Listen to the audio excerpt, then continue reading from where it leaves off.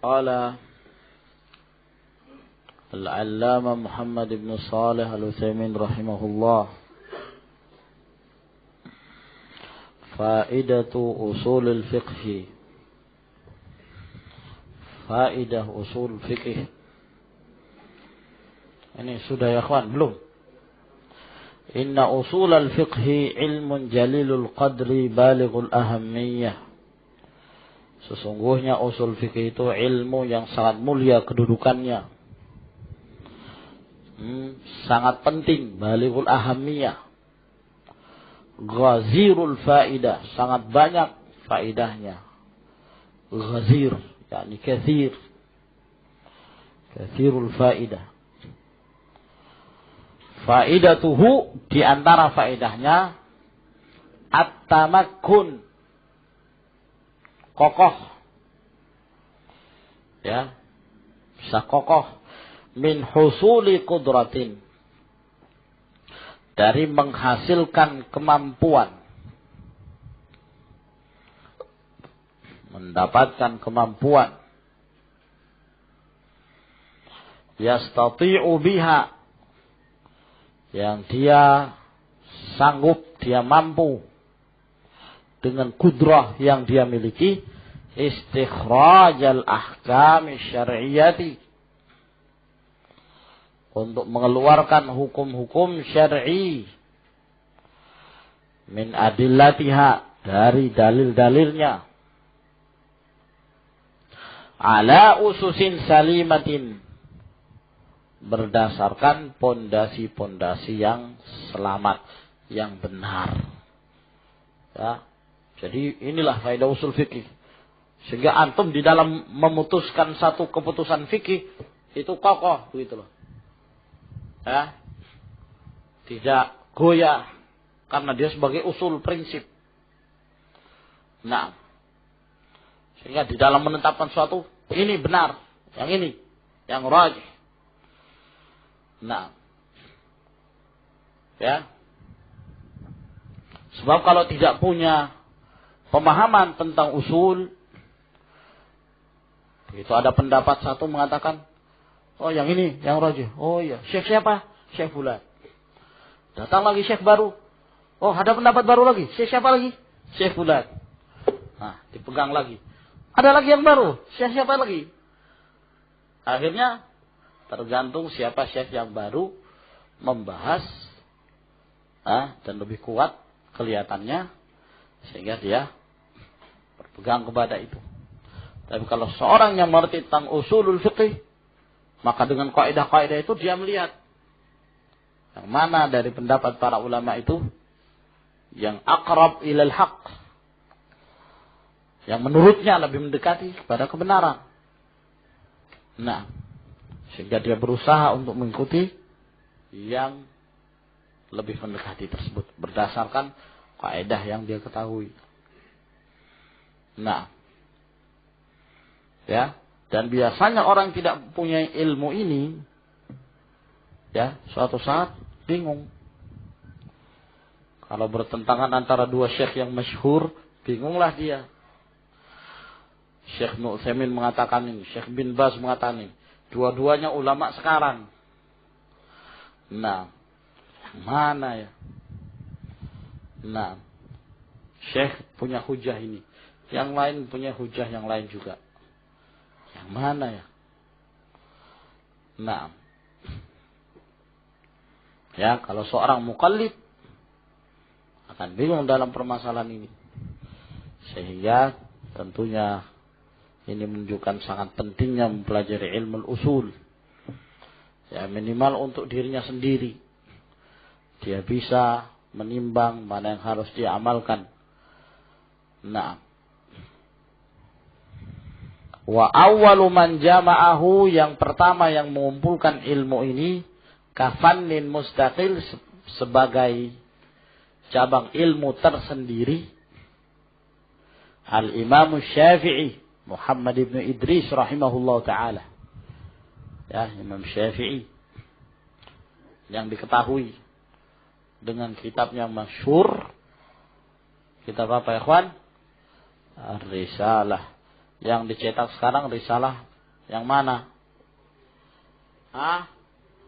Yang kedua. Adapun yang pertama tidak diketahui di mana rimbanya.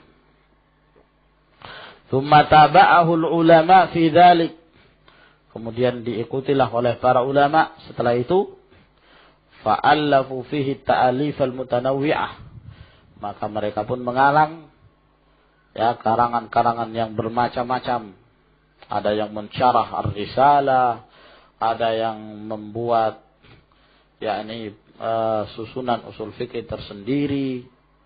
Naam, ada yang mengikuti thariqahnya ahlul al-mutakallimin, ada yang mengikuti thariqahnya al-ahnaf. Naam, ada yang bikin thariqah sendiri. Bermacam-macam. Ada yang selamat dari ilmu kalam, ada juga yang tidak. Ma baina manthurin, antara kitab usul fikih yang sifatnya manthur. Ya, manthur itu seperti ini. Manthur yakni catatan-catatan, ya, pernyataan-pernyataan. Wa mandhumin, kalau mandhum berbentuk syair, bait-bait syair. Naam. Dan di antara usul fikih yang masyhur dalam bentuk syair adalah Maraqis Su'ud. Alfiyah Maraqis Su'ud. Masya Allah, bagus sekali. Ya. Syair-syair tersebut. Nah. Wa mukhtasar, ada pula yang membahas dengan ringkas, ya seperti kitab ini. Seperti juga Al-Waraqat oleh Abul Ma'ali Al-Juwaini dan yang lainnya. Wa mabsut, ada yang pembahasannya panjang lebar, mabsut. Nah, ya seperti Ibnu Qudamah, walaupun termasuk ringkas sebenarnya, dengan kitabnya Raudhatun Nawir.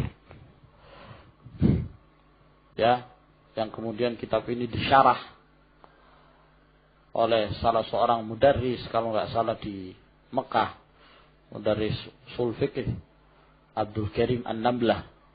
Itu berjilid-jilid, ada 20 jilid lebih kalau nggak salah, ya, mensyarah kitab Raudhatun Nawir tersebut. Nah, hatta shara fannan mustaqillan.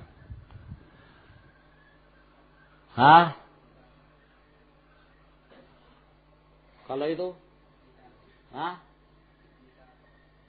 Shara. Pakai ra. Nah, itu yang betul. Bukan soda. Tidak pakai dal, tapi ra yang benar.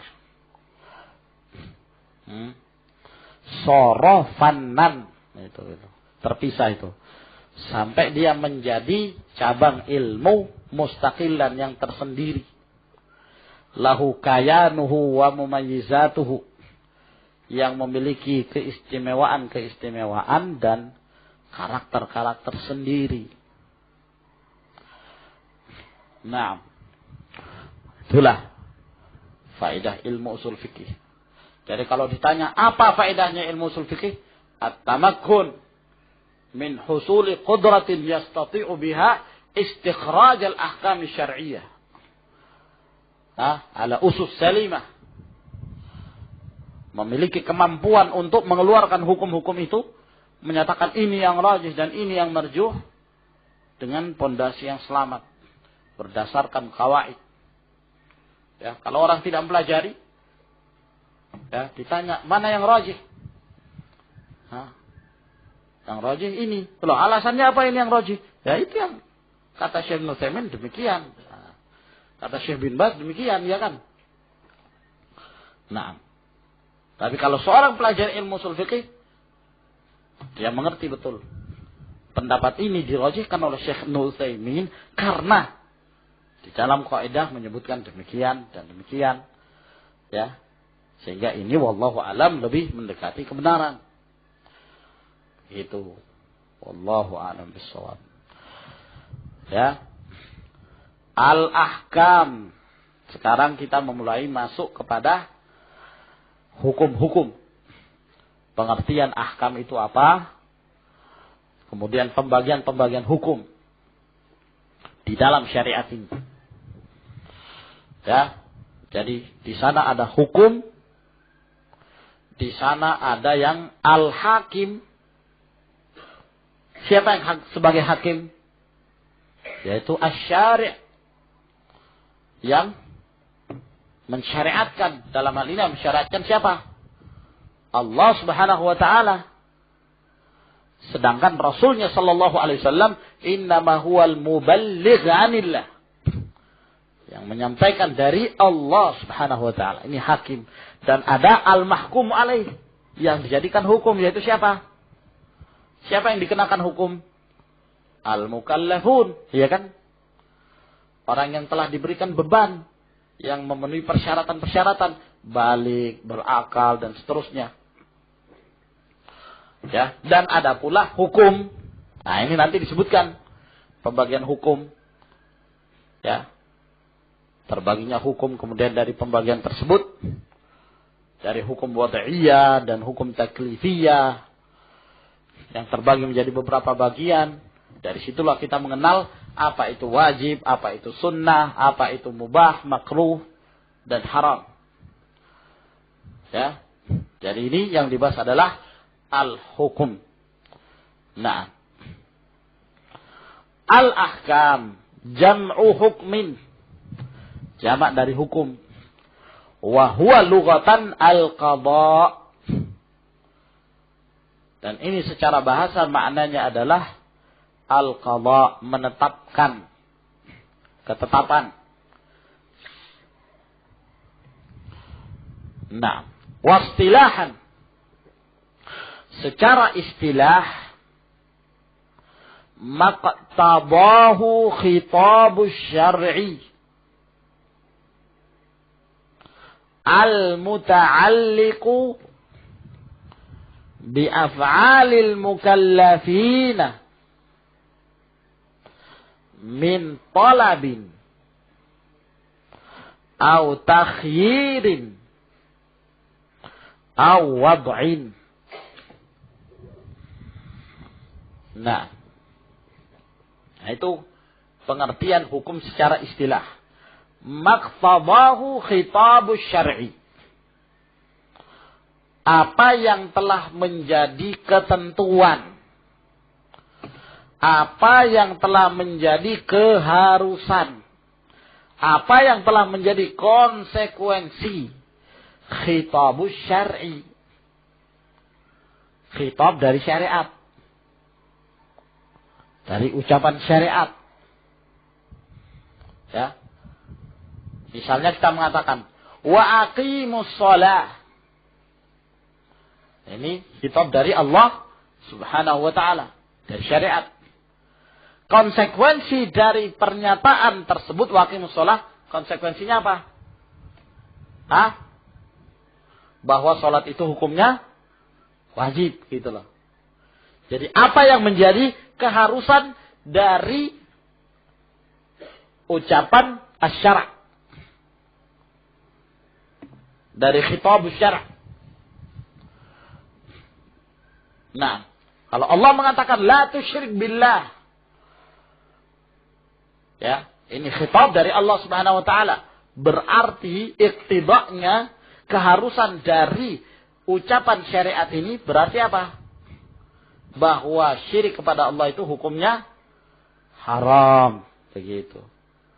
Jadi hasilnya, jadi apa yang diharuskan atau apa yang menjadi keharusan dari ucapan syariat, khitabus syara',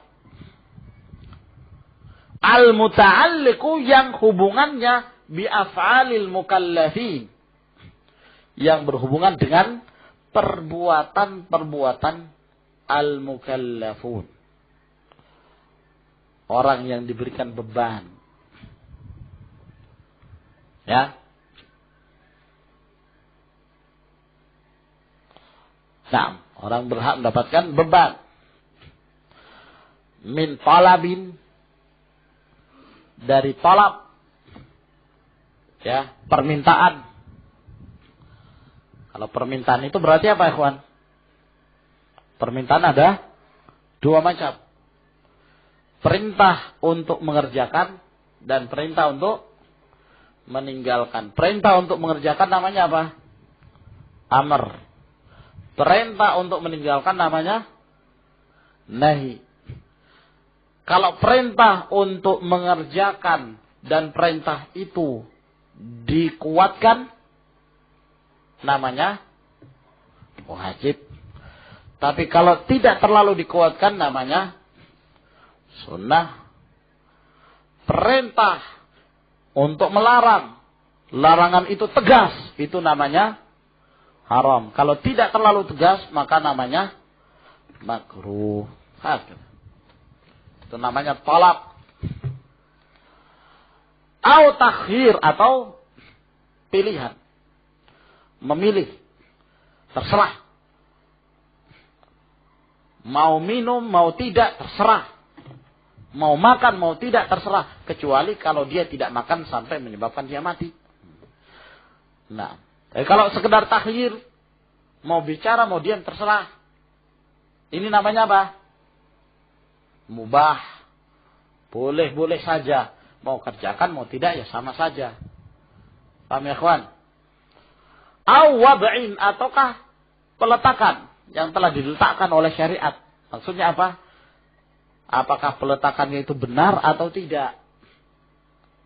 Ya. Nah. Misalnya apa? Dalam hal jual beli. Telah ditetapkan, diletakkan di dalam syariat bahwa jual beli itu harus ada pembeli, ada penjual, ada barang yang ditukar. Nah, ya kalau kemudian ini terlaksana, berarti apa? Jual belinya namanya sahih, betul. Tapi kalau misalnya ada penjual tapi tidak punya barang yang dijual, berarti namanya apa? Ghairu nafidh, tidak terlaksana, atau namanya mulghah, ditiadakan, atau namanya penjual beli yang fasid, yang rusak. Nah, itu namanya wad'i. Ya, nanti insyaallah akan ada penjelasan dari pengertian hukum ini secara istilah. Maka dari situ pula kita mengetahui bahwa hukum itu terbagi menjadi dua. Ada yang disebut dengan ahkam taklifiyah, ada pula yang disebut dengan ahkam wad'iyah. Ahkam taklifiyah, dan ada pula yang disebut dengan ahkam wad'iyah. Wallahu a'lamu bis-shawab. Ilahuna.